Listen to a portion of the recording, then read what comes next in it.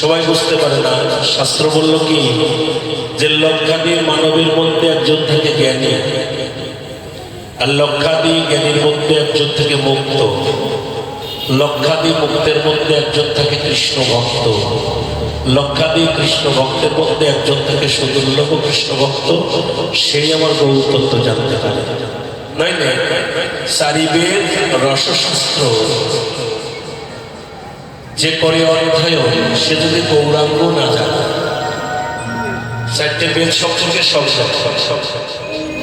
রসশাস্ত্রও জানে, কিন্তু গৌরাঙ্গকে জানে না, কিন্তু গৌরাঙ্গকে জানে না, তাহলে তার বৃথাই অধ্যয়ন, ওই অধ্যাপনাটাই তার বৃথা। সে নবলক্ষ গ্রন্থ অধ্যয়ন করছে, ভাগবত পড়ছে, গীতা পড়ছে, গীতার শ্লোক বলে যাচ্ছে, ভাগবতের শ্লোক বলে যাচ্ছে, অথচ গৌরাঙ্গকে সে জানে। এটা একেবারে তাহলে ভস্যে জল ঢাল, তাছাড়া কিছুই দুধে যেমন গোচনা বলে দুধ নষ্ট হয়, যে বেদ শাস্ত্র ইত্যাদি প্রকার অনেক কিছু জানে, অথচ গৌরকে জানে না। ওইগুলো তার সব ব্যর্থ, বৃথা। এই জন্য বলল শাস্ত্র বাসুদেব ঘষে কয়ে মনের হইছে, যেই গৌর সেই কৃষ্ণ সেই জগন্নাথ, যে গৌর সেই কৃষ্ণ। অন্য যারা আছে কৃষ্ণ বলতে বলেন বলবেন, অন্যরা কৃষ্ণ বলতে বলবেন বলবেন, রাম বলতে বলবে বলবে, কিন্তু যদি বলে জগন্নাথ বলো তো জগৎ, যারা জগৎ কৃষ্ণ বলবে, রাম বলবে, কিন্তু জগন্নাথ বলবে। কেন জানে? জগৎ জানে ওই জগন্নাথই আমাদের জগৎ জানে, এটা জগৎই জানে যে ওই জগন্নাথই আমার সর্বনাশ করেছে। এই জন্য যখন রাম বলবে, কৃষ্ণ বলবে, হরি বলবে, সব বলবে, কিন্তু জগন্নাথ বলবে, জগন্নাথ বলবে না। তেমনি সবই জানে,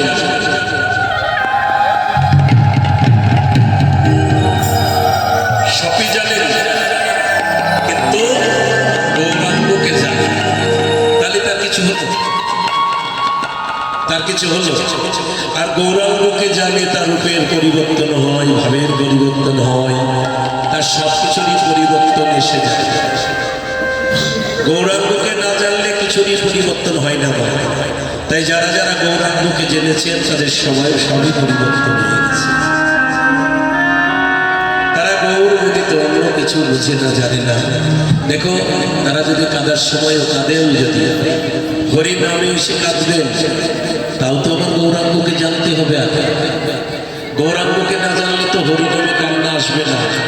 আগে গৌর কৃপা চায়, গুরু কৃপা গৌর কৃপা যবে যার হয়, সেই কৃষ্ণ বলে কাঁদার যোগ্যতা অর্জন করতে পারে।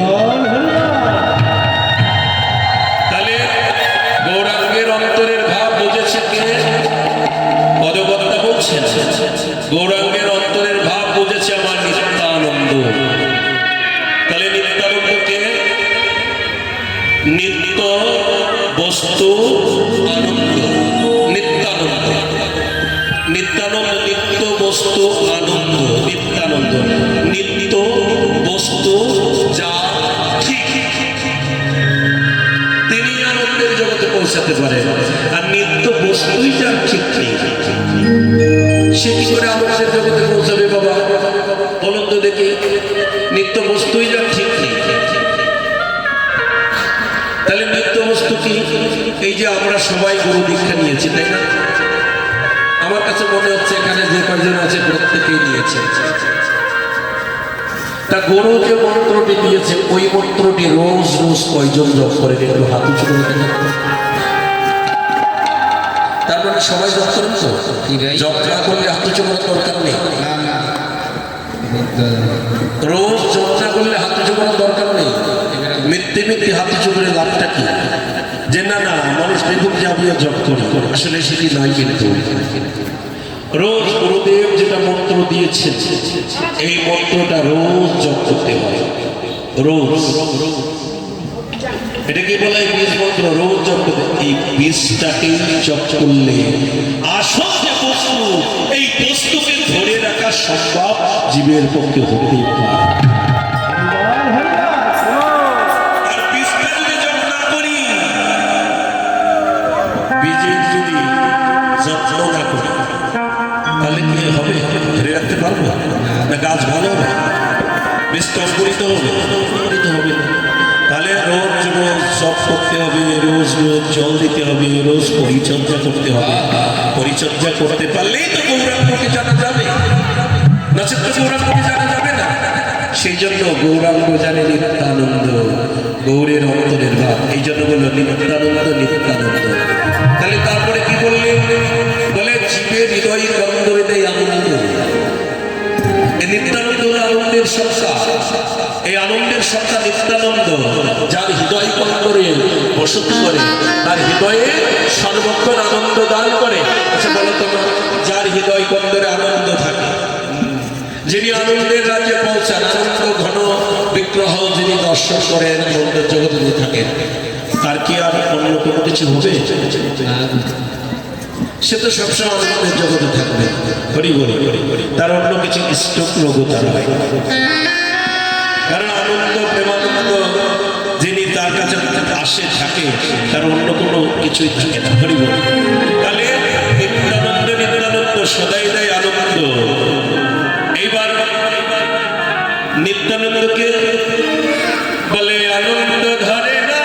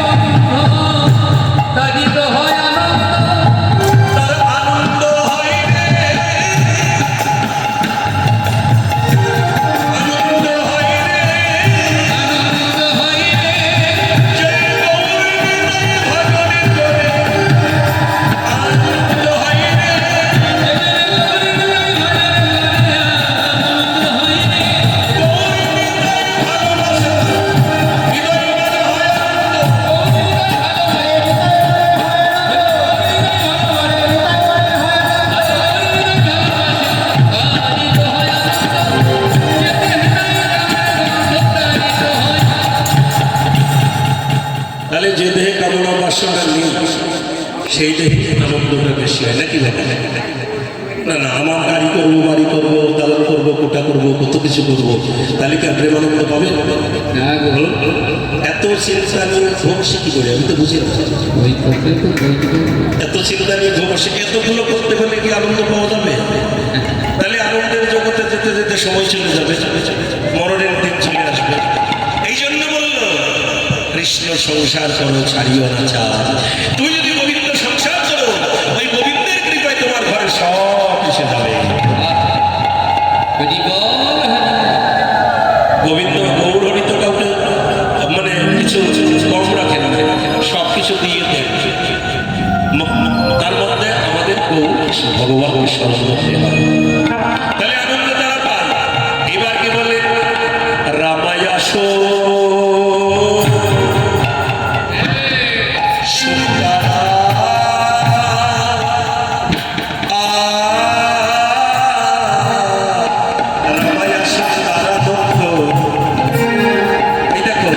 গৌরাঙ্গের সঙ্গে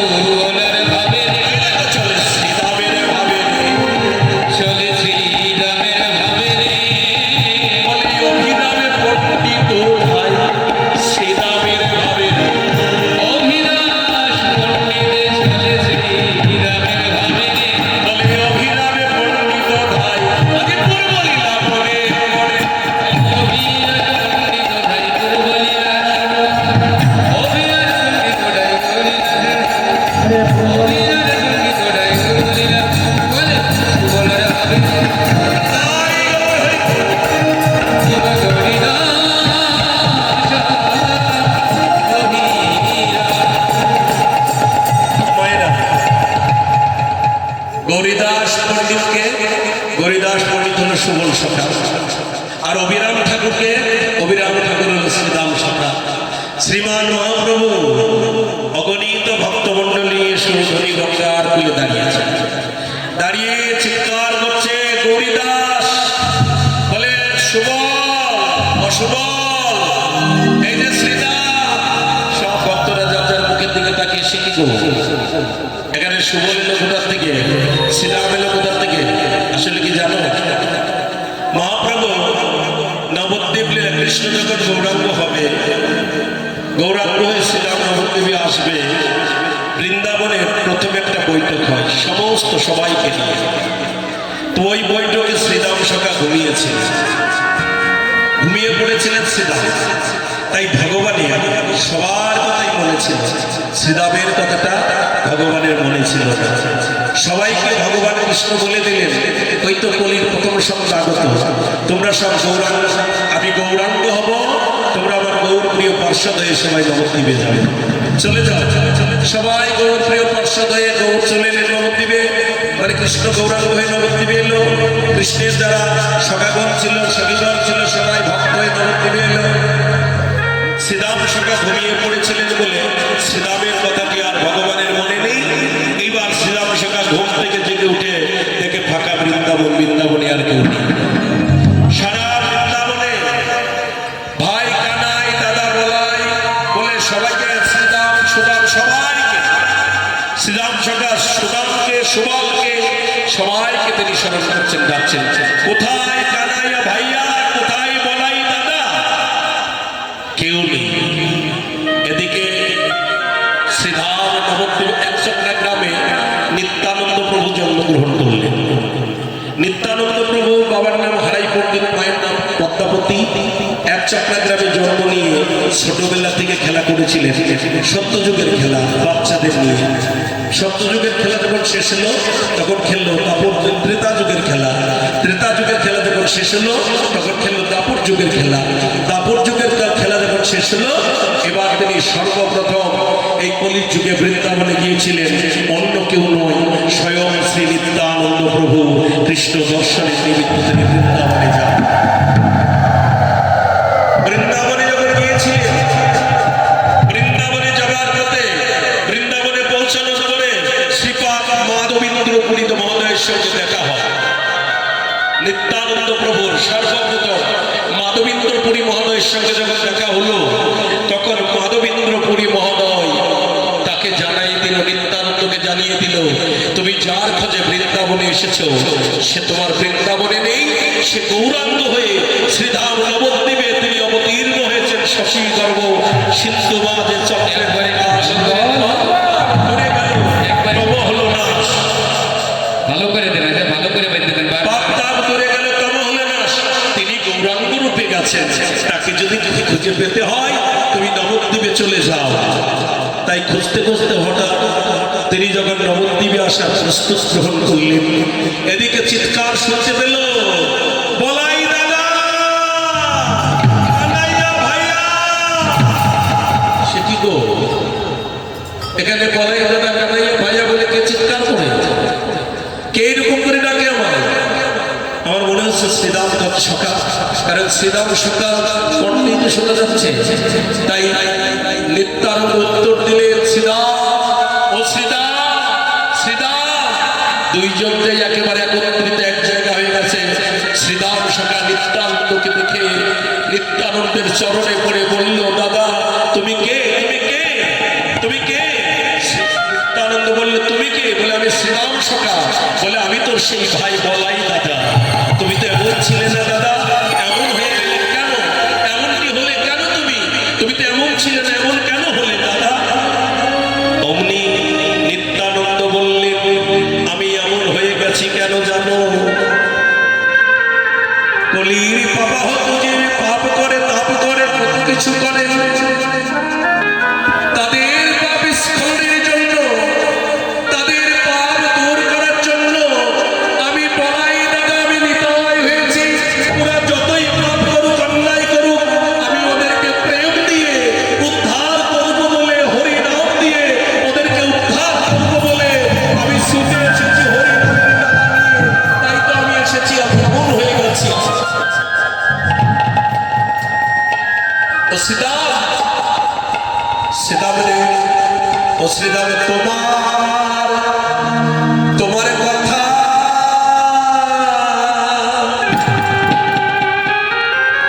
আমার নাই রে,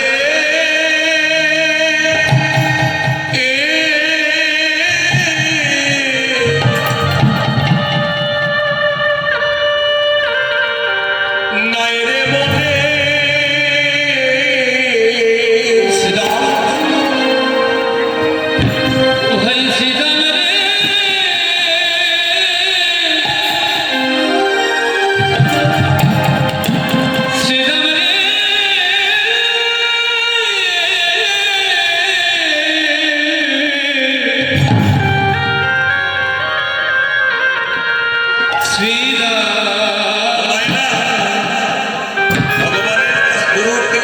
মন্ত্র নিয়ে যদি সেই মন্ত্র জপ করার কথা মনে না থাকে, ও ভাই তোমার কথা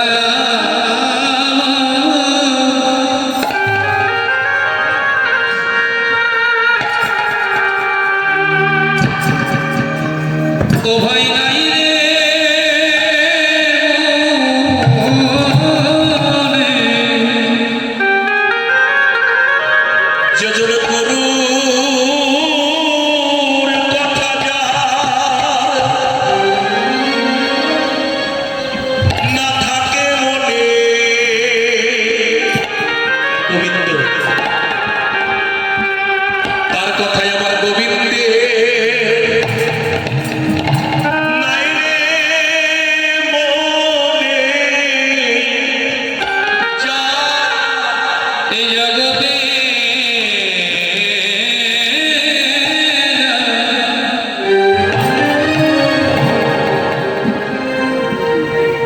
গুরুর কথা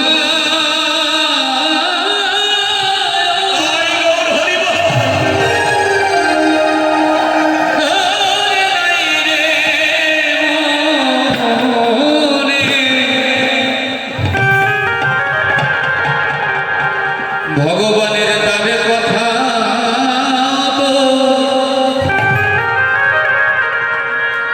ওগো